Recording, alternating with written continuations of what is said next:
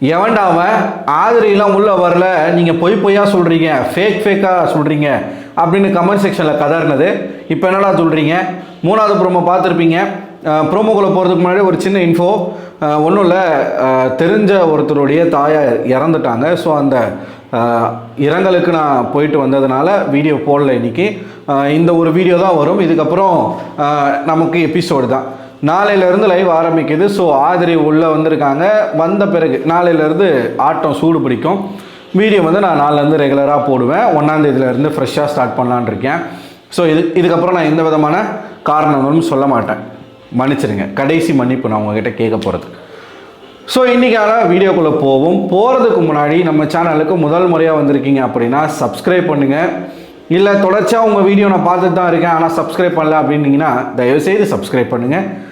முடிஞ்சால் இந்த வீடியோவுக்கு ஒரு லைக்கை போட்டு விட்டு போதும், அது போதும். நான் வேறு எதுவும் கேட்க மாட்டேன், ஷேர் பண்ணுங்கலாம் சொல்ல மாட்டேன். ஒரு லைக்கு ஒரு சப்ஸ்கிரைப் அது போதும். ஸோ இன்றைக்கான வீடியோக்குள்ளே போகலாம்.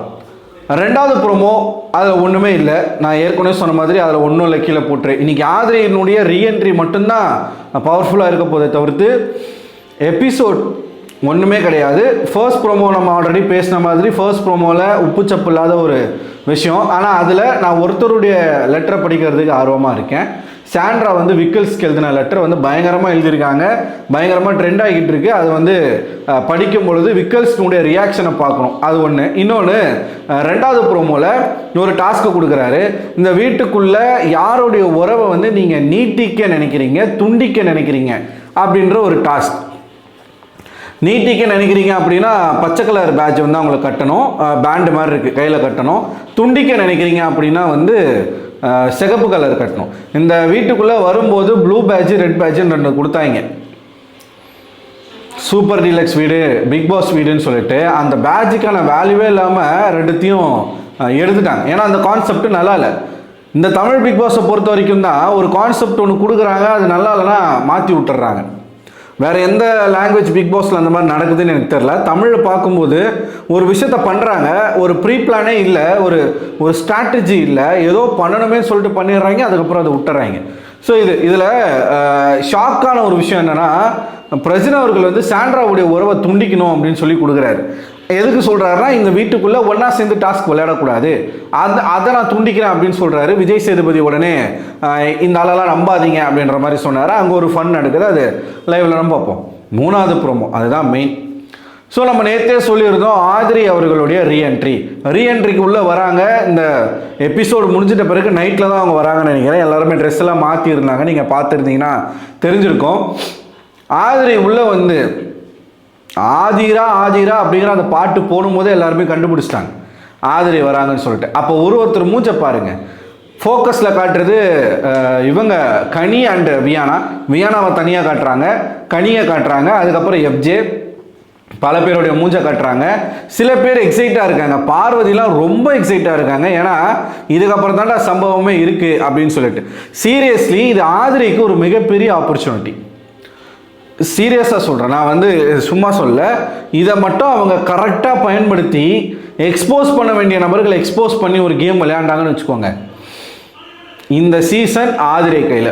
எப்படி சொல்கிறேன் அப்படின்னா, ஆதிரை கையிலனா ஆதிரை டைட்டில் வின் பண்ணிடுவாங்கன்னு சொல்லலை, கண்டென்ட் ஆதிரை கையில் தான். இந்த சீசனுடைய உயிர் நாடியே வந்து ஆதிரியாக மாறிடுவாங்க. ஏன்னா அவங்களுக்கு அவ்வளோ பெரிய ஒரு பவர் இப்போ அவங்களுக்கு இருக்குது. நிறைய விஷயங்கள் அவங்க பார்த்துட்டு வந்திருக்காங்க. பிட்ரயல், துரோகம், எஃப்ஜே ஆதிரிக்கு செய்த துரோகம், அந்த ஒரு வெப்பன் அவங்க கையில் இருக்குது. அதை வச்சு மட்டும் அடித்து கேம் விளையாண்டாங்க. இந்த சீசனுடைய கண்டென்ட் குயின் ஆதிரை தான். அதுக்காக தான் ஆதிரி உள்ளே அனுப்புகிறாங்க. பட் ஆதிரி அங்கே போய் என்ன பண்ண போகிறாங்கன்றது தான் மேட்ரு.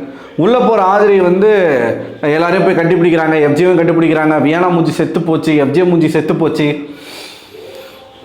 உள்ளே போயிட்டு சில விஷயங்கள் பேசுகிறாங்க. பார்வதி வந்து என்னமோ சொன்னாங்க, ஏதோ ஒரு வார்த்தை சொன்னாங்க, ஓகே தெரில. அதுக்கப்புறமா யாரோ கேட்குறாங்க, சபரி நினைக்கிறேன், வெளியில் எப்படி போயிருக்குன்னு கேட்கும் பொழுது, நீங்கள் என்ன பண்ணுறீங்களோ அதானே வெளில போகும். இப்போ வைல்ட் கார்டு கண்டஸ்டண்ட்டை விடவும் நிறைய விஷயங்கள் யாருக்கு தெரியும்? ஆதிரிக்கு தெரியும். அதனால் ஆதிரி அதை வச்சு பக்காவாக கேம் ஆடலாம். ஓகேவா? ஆக்சுவல் வைல்ட் கார்டு இப்போ ஆதிரி தான் ஒன்று. அடுத்து பால் மேட்ரு. ஆதிரை இருக்கும் பொழுது அந்த அளவுக்கு வீட்டுக்குள்ளே பால் வரல. அப்படின்னு அவங்க சொல்கிறாங்க, நமக்கு தெரில. பால் இருக்கா அப்படின்னு கேட்குறாங்க. அப்போ வந்து சபரி வந்து எத்தனை லிட்டர் வேணும்னு கேட்குறாப்புல. எனக்கு தெரியும் நான் பார்த்தேன், நான் போன பிறகு தான் பால் வந்து எக்கச்சக்கமாக வருது அப்படின்னு சொல்லி ஆதிரை வந்து சொல்லியிருக்காங்க. இதுதான் ப்ரோமோவில் காட்டியிருக்கான். அதுக்கப்புறம் என்ன பேசுகிறாங்க அப்படிங்கிறது தெரில. லாஸ்ட் எண்டிங் ஷாட்டை மட்டும் நீங்கள் பார்த்தீங்கன்னா வியானாவும் எப்ஜேவும் தனியாக கலந்து போகிறத நம்ம பார்க்குறோம். கார்டன் ஏரியாவில் ஒரு சோஃபாவுக்கு போகிறாங்க, 2 பேரும் விறுவிறு நடந்து போகிறாங்க. வியானா வந்து இப்படி வச்சுட்டு போகிறாங்க வாயை. அதெல்லாம் அவங்களோட க்யூட்னஸ், அதெல்லாம் நம்ம தப்பு சொல்லக்கூடாது, அவங்களோட க்யூட்னஸ். அது ஏற்கனவே நம்ம பேசிட்டோங்க. ஆதிரைக்கெல்லாம் மிகப்பெரிய வெப்பன் இருக்குது. எப்ஜே ஆதிரைக்கு செய்தது மிகப்பெரிய துரோகம். நான் ஒன்று தான் கன்வே பண்ணணும். ஆதிரையை நம்ம என்ன சொல்லி அனுப்பிச்சோமோ அதே தான் எப்ஜே பண்ணிகிட்ருக்கான். இங்கே விக்டிமாக எப்ஜே இருக்காரு, அக்யூஸ்டாக பெண்கள் தான் அக்யூஸ்டாக மாதிரி வெளியில் போகிறாங்க. ஆதிரை வெளில போனாங்க, வியானா லீஸ்டில் இருக்காங்க அப்படின்னா யார் காரணம்? ஒரே ஒரு நபர் எப்ஜே. ஆதிரையாச்சும் வெளியில் ஒரு பாய் ஃப்ரெண்டு, உள்ளுக்குள்ளே ஒரு பாய் ஃப்ரெண்டு. எப்ஜே வந்து வெளியில் ஒரு கேர்ள் ஃப்ரெண்டு, உள்ளுக்குள்ளே 2 கேர்ள் ஃப்ரெண்டு. ஆதிரை இருக்கிற வரைக்கும் ஆதிரை போன பிறகு வியானா. ஸோ ஏகப்பட்ட இன்டர்வியூவில் ஆதிரை சொல்லியிருக்கிற ஒரு விஷயம், எப்ஜே என்னை யூஸ் பண்ணிக்கிட்டான், என்னை யூஸ் பண்ணி கேம் விளையாட்டான், அவனால தான் நான் வெளியில் வந்திருக்கேன் அப்படிங்கிறத அவங்க ஆணித்தரமாக நம்புகிறாங்க. சில விஷயங்களை அவங்க வந்து மறுத்து பேசலை. அந்த கட்டி பிடிச்சது அதெல்லாம் வந்து எனக்கு அது தப்பாகவே தெரியல, அது எங்கே தப்பு அப்படின்றான் அவங்க பேசியிருந்தாங்க, அது அவங்களுக்கு தெரியல.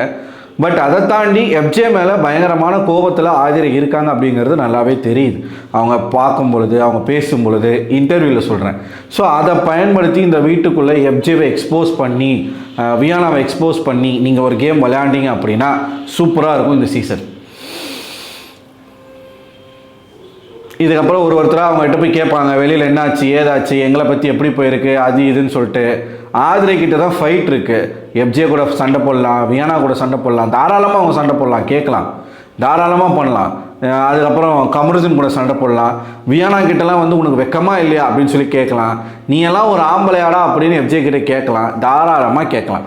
என்ன சொன்னியடா கனிக்கிட்ட, அவளுக்கு வெளியில் ஒரு பாய் ஃப்ரெண்ட் இருக்குது, இருந்துமே அவன் இந்த மாதிரி பண்ணுறா, அப்போ நீ என்னடா கூந்தல் பிடுங்குற இங்கே அப்படின்னு சொல்லி அவங்க கேட்கலாம்.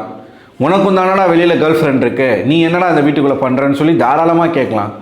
கேட்கணும், அவ்வளவுதான். கேட்கலாம். அவங்க கேட்குறாங்களா இல்லையான்றது நம்ம பொறுத்து இருந்து தான் பார்க்கணும். ஸோ நீங்கள் என்ன நினைக்கிறீங்க மக்களே? உங்களோட கருத்துக்களை மறக்காமல் கமெண்ட் பாக்ஸில் கமெண்ட் பண்ணுங்கள். முன்னாடியே சொன்ன மாதிரி இந்த வீடியோ பிடிச்சிருந்தா அதை விட லைக் பண்ணுங்கள், உங்கள் நண்பர்களுக்கும் ஷேர் பண்ணுங்கள். அடுத்த ஒரு வீடியோவில், அதாவது ஃபுல் எபிசோடில் உங்களை வந்து சந்திக்கிறேன். இன்னும் ஒரு வாரத்தில் நம்ம சேனலில் லைவ் போட ஆரம்பிச்சிடும். ஏன்னா நான் வாங்கியிருக்கிற சிஸ்டமில் வந்து கேம் கிடையாது, இன்பில்ட் கேமரா கிடையாது. ஸோ நம்ம வந்து வெப் கேம் தான் வாங்கணும். வாங்கி செட் பண்ணிட்டு நம்ம லைவுக்கு வருவோம், லைவில் நிறைய விஷயம் பேசுவோம். இந்த வீடியோ பற்றி உங்களோட கருத்துக்களை மறக்காமல் கமெண்ட் பாக்ஸில் கமெண்ட் பண்ணுங்கள். அடுத்த ஒரு வீடியோவில் உங்களை சந்திக்கிறேன். அதுவரை உங்களிடமிருந்து விடைபெறுவது நான் அரவிந்தன்.